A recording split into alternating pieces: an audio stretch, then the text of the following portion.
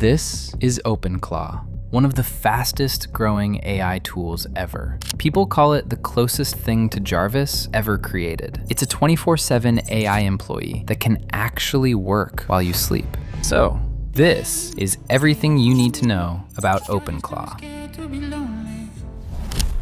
Okay, look, OpenClaw is an open source AI assistant that can actually do things, not just tell you what to do. It was originally named clawdbot until Anthropic decided the name sounded too similar to their Claude. So it became moltbot. No, wait a minute, moltbot? The name sucks. And then it was finally renamed to OpenClaw. It's an autonomous agent that runs on your machine and you can control it from your phone. It can monitor your emails and only notify you when something actually matters. It can watch trends, write viral tweets, and post them. It can write code, push it to GitHub, filter notifications, reply to messages, follow up threads, code, push open pull requests, track draft tweets. It can act. All right, here's how it works. You install OpenClaw on your computer and give it your Claude or OpenAI API key. Then you connect it to your favorite messaging app so you can control it from your phone. Now, OpenClaw can actually control your machine. It can install software, use your browser and other apps, and create, read, and modify files. Basically, it's your own AI employee. But I would not recommend installing it on your personal computer. Giving it access to all of your information and emails could be very dangerous. Instead, we can put it in an isolated environment where we decide what personal files and data it has access to. And there are 3 different ways you can do it. Buy a Mac Mini if you really want to overdo it. It'll cost you around $600, but you'll get a powerful local machine just for your agent. Use a VPS. It's a remote computer you rent on the internet for about $3 to $20 a month. It's cheaper and it's always on, but you still have to pay for it. Or you can use UTM, which is a completely free and open source virtual computer running inside your own Mac. The only downside is it won't work when your Mac is turned off. But for most people, this is going to be the best option. So let's set it up. First, open up the UTM website, or just click the link in the description, and then download it.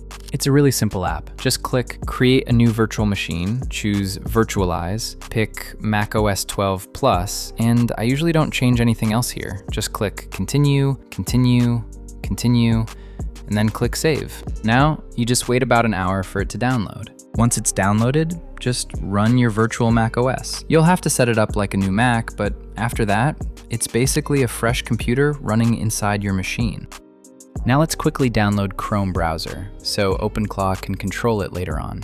Once everything is set up and ready, let's open the official OpenClaw website and scroll down a little bit. Copy this one-liner command and open the terminal. Now type sudo and paste the command. Then enter your password and OpenClaw should be installed in just a moment. Now that OpenClaw is installed, we need to agree that we understand this is a powerful and risky tool. Here, I'll choose Quick Start. Then, we need to select the provider we want to use. You can choose Anthropic or any other, but I'll go with OpenAI. For the auth method, I'll choose OpenAI API key.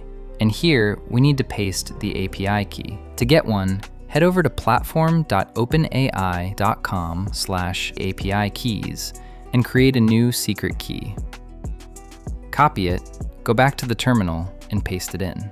Next, we need to choose the model that will power our agent. I'll choose GPT-5 this time. After that, select the channel you'll use to talk to OpenClaw. You can use WhatsApp, Discord, and a bunch of others, but I'll choose Telegram because it's my favorite and it's very easy to set up. Here, we need to paste our Telegram bot token.